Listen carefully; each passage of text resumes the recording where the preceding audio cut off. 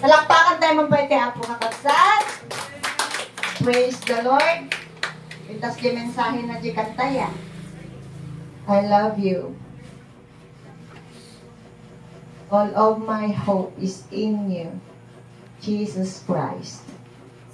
Take my life. Take all of me. Amen? Amen. Good evening, Balingkan Naway Church. Kumusta po? Good evening ko na. Ay, at ati agdengdengig kanya. Praise the Lord. Baby pa yaja ya, baby. At tara, kakabsat, ipagtutugtungan tayo kat maala dyan 2 Corinthians. Basit lang ato eh. So, naggamang takakabay mo, tanong nga tumaray. 2 Corinthians chapter 4, verse 7. Nga, kunana ditoy, but we have this treasure in earthen vessels, that the excellence of the power may be of God and not of us. Ni Apo timang bendisyon ti sa una. Amen? Amen. Kunana dito po sa verse na ito, may tinutukoy na treasure. Ano po yung treasure? Kayamanan or valuable things. Something very valuable sa loob ng isang lalagyan na gawa sa lupa. So, dito po, makikita dito, may dalawa. Treasure in earthen vessel. Itong treasure na ito, ang tinutukoy po dito ay ang Holy Spirit na nasa earthen vessels. At sino po yung earthen vessels? We, you and I, tayo po. Kasi we are made from dust, from the earth. Amen? So, ang sinasabi po dito ay ang earthen vessel ay tayo na mga tao na ginawa ng Diyos. At ang treasure dito ay ang Holy Spirit or our Lord Jesus Christ. Amen? So, tandaan po natin na we are the earthen vessel. Amen? The Holy Spirit is the treasure in us. Praise God. Amen? Yet, don't get frustrated. Wag pong ma-frustrate kung minsan kahit because we are in this earthen vessel, may mga pagkakataon na tayo ay nagagalit. Amen? Kahit ayaw mong magalit, maguyod diungot mo. Amen? Don't get frustrated kung marami kang earthiness o kung marami kang mga pagkakamali, pagkukulang, o sometimes you lose your control, you lose your cool. Why? Dahil as long na nandito tayo sa mundo, this earthen vessel is not perfect. Amen? Ang earthen vessel po ay parang isang container. Amen? But always remember that the Holy Spirit is the treasure inside us. Pakisabi nga, the Holy Spirit, is the treasure in me. Amen. And the more we understand, the more we indulge in the truth that this or the Holy Spirit or Jesus Christ is the treasure inside us, the more Christ's brilliance shines forth in us. Amen po? The more na naiintindahan natin or the more na yung nagbababad tayo sa katotohanan na ang Holy Spirit ay siyang treasure sa loob natin, the more na lumalabas yung kakinangan ng Panginoong Jesus na nagmumula sa atin. Amen? Kaya, ang tao ng mundo ay naiiba sa iyo. Ang tao ng mundo ay hindi mo katulad. Why? Because you have Jesus in you. Amen? Amen. The more na nauunawaan natin, the more na naisa sa puso natin and nasasatisfy tayo sa katotohanan na si Jesus ang kayamanan na nasa atin, the more na lumalabas ang kagandahan, ang kakinangan at perfection ng ating Panginoong Jesus mula sa atin. Kaya lagi po nating ay sa isip, ay sa puso na we are just the earthen vessel, but inside us is the Holy Spirit. Amen po? Amen. Because when the Holy Spirit, sasabihin yung Holy Spirit, kasi natandaan ko yung sinabi ni Pastor na Jesus now is in the presence, in the right hand of our Heavenly Father God. And what He left, ang iniwan niya sa atin ay ang Holy Spirit. So the Holy Spirit is the one inside us. Amen? And because when Jesus is in us, He can control us. Naniniwala po kayo? Amen. Na kinokontrol tayo ng Holy Spirit. Amen. Amen? And when the Holy Spirit control us, who gets the glory? Our Heavenly Father God. Amen. Pag nauubusan na tayo ng pasensya, the Holy Spirit, because you are conscious that the Holy Spirit or Jesus, kasi yung iba kasi basta ang alam nila Jesus. So, pag nauubusan na tayo ng pasensya, and you are conscious, yung iniisip mo palagi that the Holy Spirit or Jesus is the treasure in you, magkakaroon po tayo ng dagdag pasensya. Why? Because that's the nature of the treasure inside you. Nature po yun ng Holy Spirit, yung magkaroon ng pasensya. Amen? Kapag gusto na nating magwala, dahil na-frame up tayo, halimbawa, hindi mo magawang magwala. Why? Because the treasure in you is the source of self-control. Amen po? Minsan, dahil sa mga pagsubok sa buhay, gusto mo nang sumuko. Pero hindi mo magawa. There is always hope. Why? Because the treasure in you is the source of hope. That's why you are full of hope. Amen? Minsan, gusto mo na rin makialam, kahit wala nang, minsan ayaw mo na rin. Ayaw mong makialam kapag may nakikita kang kaibigan mo na naghihirap, walang maisaing. Lalo na pag alam mong yung kaibigan mo, chinichismis ka. Diba, minsan ayaw mo nang makialam. Pero dahil nangingibabaw yung awa mo, because of the treasure in you, is the source of love and compassion, goodness and gentleness, hindi mo sila matiis, kaya mo sila binibigyan. Amen po? You act based on who is in you. Yung umaakto ka o gumagawa ka base kung sino yung nasa iyo. Amen? Who is in you? The Holy Spirit. Amen po? Amen. Sabi niya sa Galatians 5:22 verse 23, but the fruit of the Holy Spirit is love, joy, peace, long-suffering, kindness, goodness, faithfulness, gentleness, and self-control. So, tayo po na parang lalagyan. We are a container. Kaya nga vessel. Na ang laman ay ang fruit of the Holy Spirit. Ano po ang ini-expect natin? Hallelujah.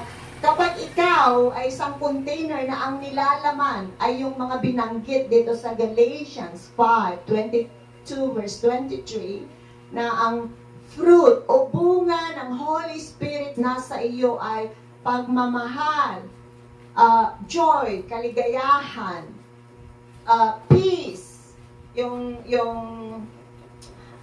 long-suffering, kindness, goodness, faithfulness, gentleness, self-control. Yun po ang lumalabas sa atin. Amen? So, we are the earthen vessel, but in this earthen vessel is the fruit of the Holy Spirit. Ito po ang nasa laman. Ang laman ng nasa katawan na ito. Amen po. Pero kailangan po maging conscious tayo na inside us is the Holy Spirit. Kasi kung ang laman naman ng isang container, ng isang earthen vessel, ay puro hate, puro deceit, panloloko, puro envy, yung agsilselos, ito rin ang lumalabas. Ito po ang nagre-reflect sa vessel na yan. Alam niyo po, nakakita na po kayo ng malinis na basurahan? Yung malinis sa labas na basurahan, pag binuksan, at basurahan nga ang nasa loob, di ba? Ang lumalabas ay mabahong amoy. Ganon din po, kahit yung container o yung lalagyan ay marumi, pero ang nasa loob ay mga bulaklak. Yun po ang lumalabas. Amen? So, gaano man po, kailangan na lagi po tayong conscious. Ano ba yung laging conscious? Lagi natin iniisip that Christ, the Holy Spirit, is the treasure in us. Amen? Amen. At dahil nasa iyo yung earthen vessel, ang earthen vessel po, ulitin ko ha, ang earthen vessel ay tayo, at ang treasure dito ay ang ating Panginoong Jesus, the Holy Spirit. At dahil nasa iyong earthen vessel, ang Holy Spirit, may nakakakita man o wala, ang lagi nating pipiliin ay kung ano yung tama. Amen? Amen. Kasi kapag ginagawa natin yung tama, kahit walang nakakakita na tao, ang napaparangalan ay ang ating Panginoong Diyos. Amen?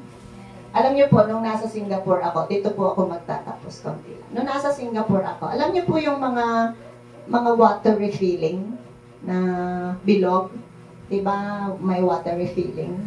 Nung lalagay mo lang siya. Tapos, doon po kasi sa Singapore, masyado silang maano sa linis. Meron silang free na parang tissue na may alcohol na nakas-plastic. So, bago mo ilalagay yun, pupunasan mo para ma-disinfect. So, pag naglalagay ako, minsan, natitemp ako. Apay punasak pa lang, awandam, awamot, makakikita. Pero dahil alam ko po ng ating Panginoon ay nakatingin, uri na huwag di makakikita na tao, punasak amin. Kasi yung mga ginagawa natin na ganoon, kahit walang nakakakita, ang Panginoon ang nakakakita lang, we receive a reward. Amen? May mga reward po, yung mga bagay na ginagawa nating tama na kahit ang Panginoong Diyos lang ang nakakakita. Amen po? Amen. Yun lamang po. Magandang gabi sa inyong lahat. Kantahin po natin yung Jesus Salamat. Tayo po tayo.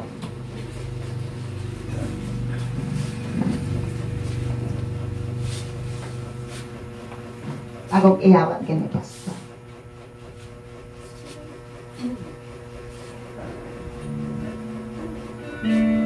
Thank you, Lord, sa gabing ito, Panginoon. Nagpapasalamat kami sa iyong mga salita, O Diyos. Ikaw, Panginoon, ang maparangalan sa gabing ito sa aming mga buhay, sa araw-araw. Lagi sana namin isipin, O Diyos, na Ikaw ang nasa aming loob.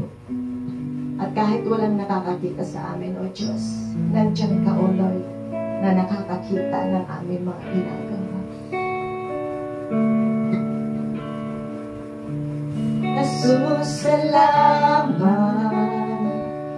O Diyos, salamat. Nananatili kang tapat, ibinigay mo ang lahat. Kulang ang buhay ko, maging ang mundo sa laki at lawak ng pag-ibig mo. Jesus, salamat. Jesus, salamat. O Diyos, salamat. O Diyos, salamat. Nananatili kang tapat. Nananatili kang tapat. Ibinigay mo ang lahat. Ibinigay mo ang lahat. Kulang ang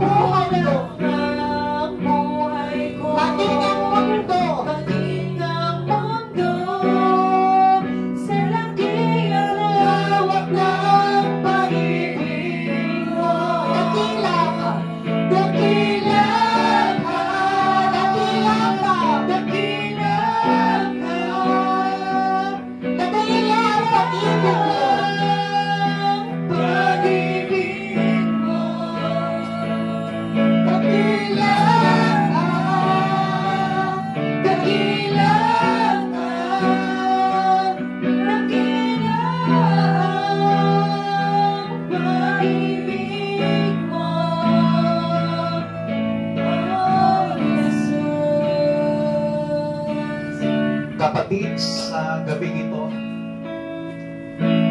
lagi nating tandaan na si Jesus, bago siya umalik sa langit, hindi niya iniwan ulila ang mga mananampalataya.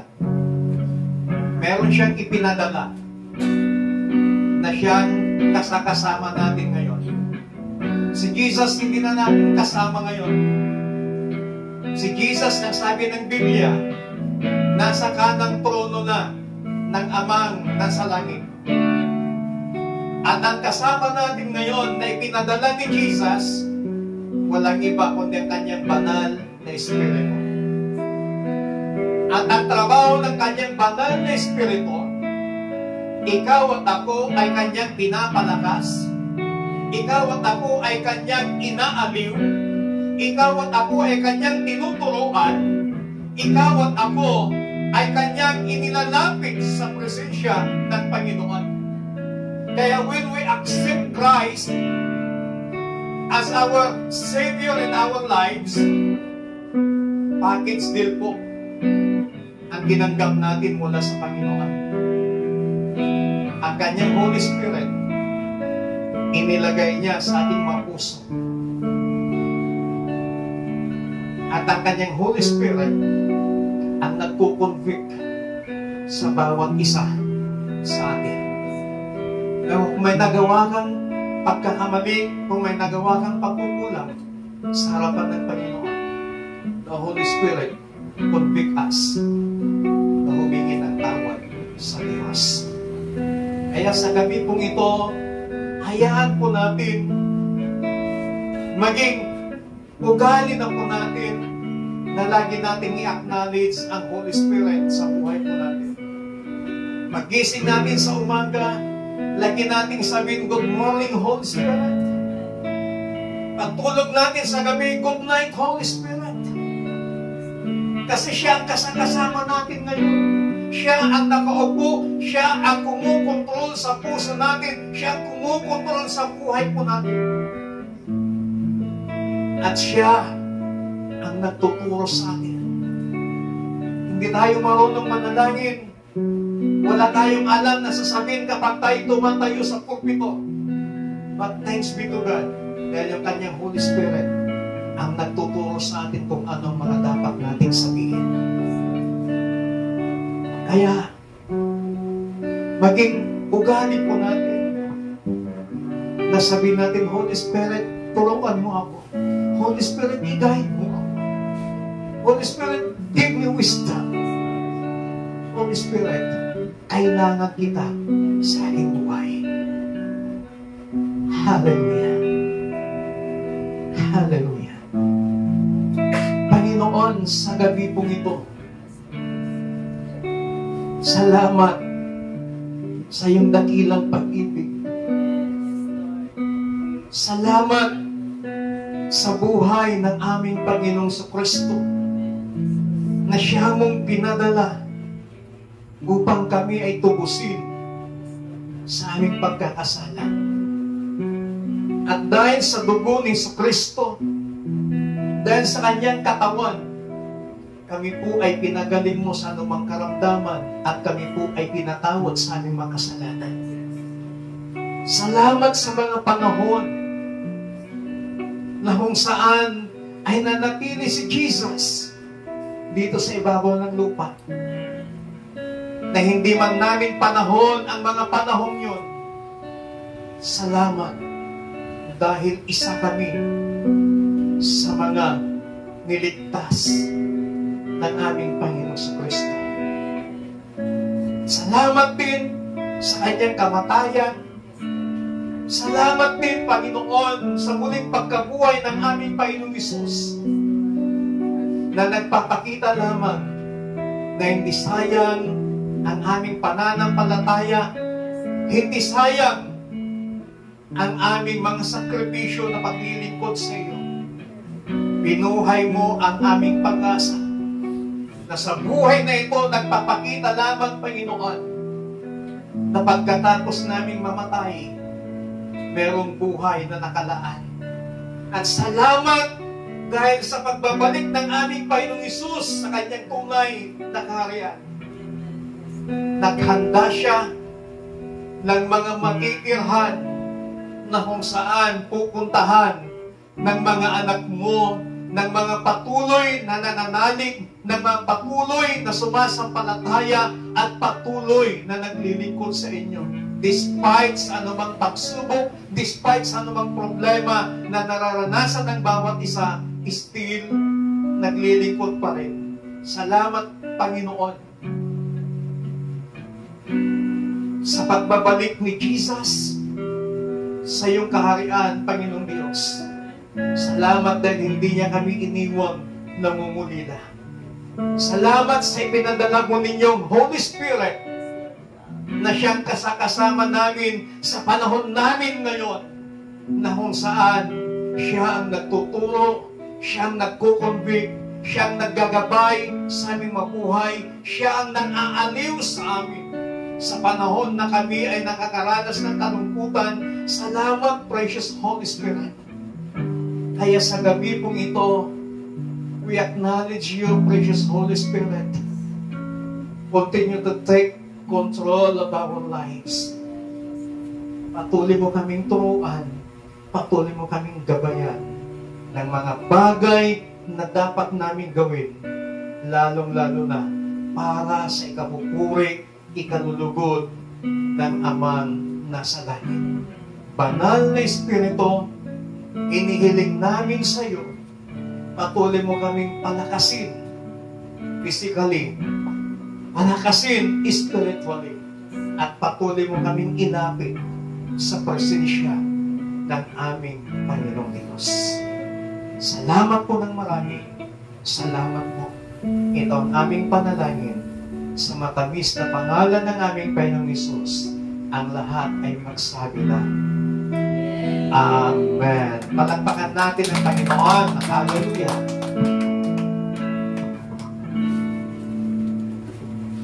Salamat.